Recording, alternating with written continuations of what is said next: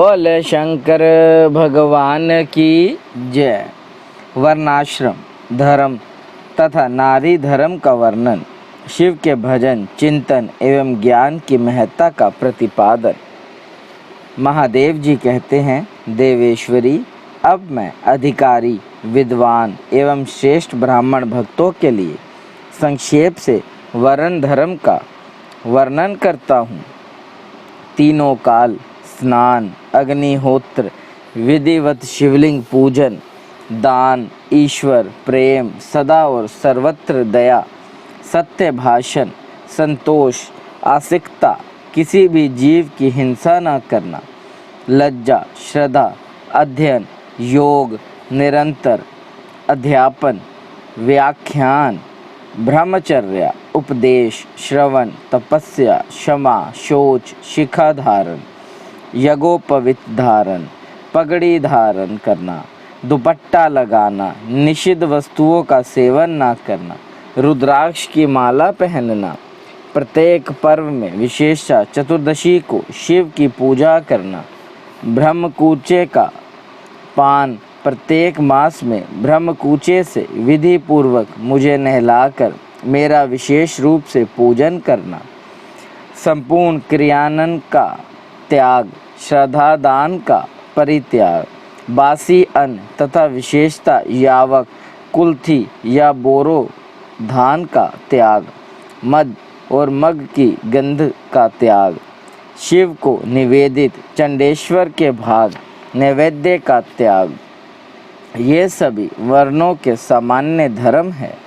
ब्राह्मणों के लिए विशेष धर्म ये है: क्षमा, शांति, संतोष, सत्य, असत्य, चोरी न करना, ब्रह्मचर्य, शिव ज्ञान, वैराग्य, भस्म सेवन और सब प्रकार की आसक्तियों से निर्वृत्त इन 10 धर्मों को ब्राह्मणों का विशेष धर्म कहा गया है।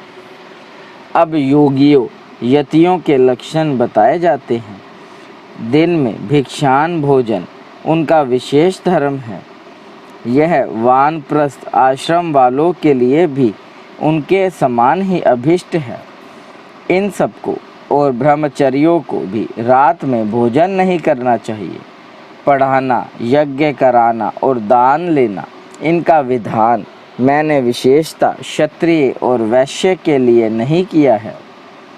मेरे आश्रय में रहने वाले राजाओं या क्षत्रियों के लिए थोड़े में धर्म का संग्रह इस प्रकार है: सब वर्णों की रक्षा, युद्ध में शत्रुओं का वध, दुष्ट पक्षियों, मृगों तथा दुराचारी मनुष्यों का दमन करना, सब लोगों पर विश्वास न करना, केवल शिव योगियों पर ही विश्वास रखना, ऋतु काल में ही स्त्री सत्संग करना, सेना का संरक्षण, गुप्तचर भेजकर लोक में घटित होने वाले समाचारों को जानना, सदा अस्त्र धारण करना तथा भस्ममय कंचुक धारण करना, गोरक्षा, वाणिज्य और कृषि, ये वैश्य के धर्म बताए गए हैं।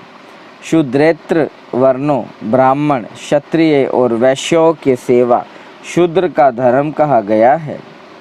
बाग लगाना, मेरे तीर्थों की यात्रा करना तथा अपनी धर्मपत्नी के साथ ही समागम करना गृहस्थ के लिए विहित धर्म है।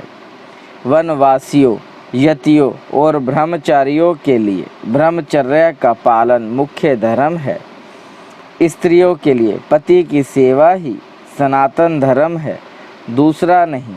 कल्याणी, यदि पति की आज्ञा हो तो नारी मेरा पूजन भी कर सकती है। जो स्त्री पति की सेवा छोड़कर व्रत में तत्पर होती है वह नरक में जाती है। इस विषय में विचार करने की आवश्यकता नहीं है। अब मैं विधवा स्त्रियों के सनातन धर्म का वर्णन करूँगा। व्रत, दान, तप, शौच, भूमि शयन, केवल रात में ही भोजन, सदा ब्रह्मचर्य का पालन, भस्म अथवा जल से स्नान, शांति, मौन, क्षमा, विधि पूर्वक सब जीवों को अन्न का वितरण, अष्टमी, चतुर्दशी, पूर्णिमा तथा विशेषता एकादशी को विधिवत उपवास और मेरा पूजन, ये विधवा स्त्रियों के धर्म हैं। देवी, इस प्रकार मैंने संक्षेप से अपने आश्रम का सेवन करने वाले ब्राह्मणों, क्षत्रियों, वैश्यों, सन्यासियों, ब्रह्मचारियों तथा वानप्रस्थों और गृहस्थों के धर्म का वर्णन किया। साथ ही शूद्रों और नारियों के लिए भी इस सनातन धर्म का उपदेश दिया। देवेश्वरी, तुम्हें सदा मेरा ध्यान और मेरे षड्क्षर मंत्र का जप करना चाहिए। यही संपूर्ण वेदोक्त धर्म है और यही धर्म तथा अर्थ का संग्रह है। बोले शंकर भगवान की जय।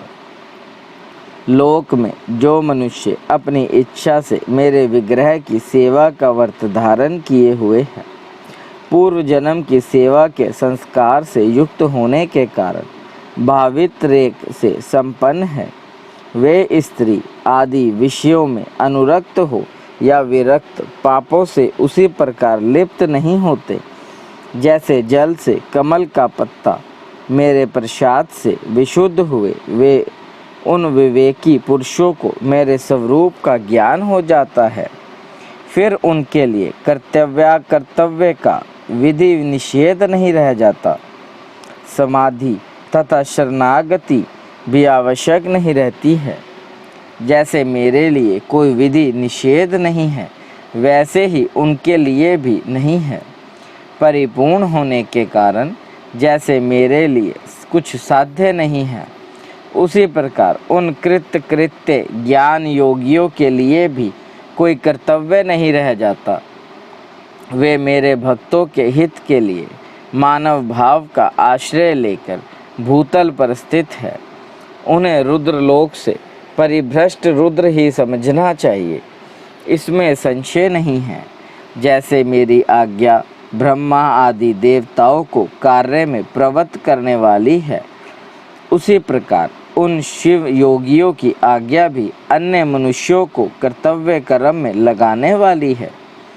वे मेरी आज्ञा के आधार हैं, उनमें अतिशय श्रद्धावा भी हैं, इसलिए उनका दर्शन करने मात्र से सब पापों का नाश हो जाता है तथा प्रशस्त फल की प्राप्ति को सूचित करने वाले विश्वास की भी वृद्धि होती है।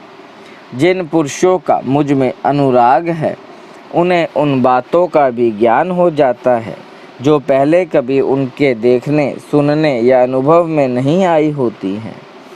उनमें अकस्मात कंप, स्वेद, अश्रुपात, कंठ में स्वर विकार तथा आनंद आदि भावों का बारंबार उदय होने लगता है। ये सब लक्षण उनमें कभी एक एक करके अलग अलग प्रकट होते हैं और कभी संपूर्ण भावों को एक साथ उदय होने लगता है। कभी विलग न होने वाले इन मंद, मध्यम और उत्तम भावों द्वारा उन श्रेष्ठ सत्पुरुषों की पहचान करनी चाहिए। जैसे जब लोहा आग में तपकर लाल हो जाता है, तब केवल लोहा नहीं रह जाता, उसी तरह मेरा सानिध्य प्राप्त होने से वे मनुष्य केवल मनुष्य नहीं रह जाता, मेरा स्वरूप हो जाता है। हाथ, पैर आदि के साधर्म्य से मानव शरीर धारण करने पर भी वे वास्तव में रुद्र हैं। उन्हें प्राकृत मनुष्य समझकर विद्वान पुरुष उनकी अवहेलना न करे। जो मूढ़ चित्त मानव उनके प्रति अवहेलना करते हैं, वे अपनी आयु, लक्ष्मी, कुल और शील को त्याग कर नरक में गिरते हैं। अथवा बहुत कहने से क्या लाभ, जिस किसी भी उपाय से मुझ में चित्त लगाना कल्याण की प्राप्ति का एकमात्र साधन है। उपमन्यु कहते हैं, इस प्रकार परमात्मा श्री कंठनाथ ने शिव तीनों लोकों के हित के लिए ज्ञान के सारभूत अर्थ का संग्रह प्रकट किया है। संपूर्ण वेद शास्त्र, इतिहास, पुराण और विद्याएं इस विज्ञान संग्रह की ही विस्तृत व्याख्याएं हैं। ज्ञान, ज्ञेय, अनुष्ठेय, अधिकार, साधन और साध्य, इन 6 अर्थों का ही यह संक्षिप्त संग्रह बताया गया है। श्री कृष्ण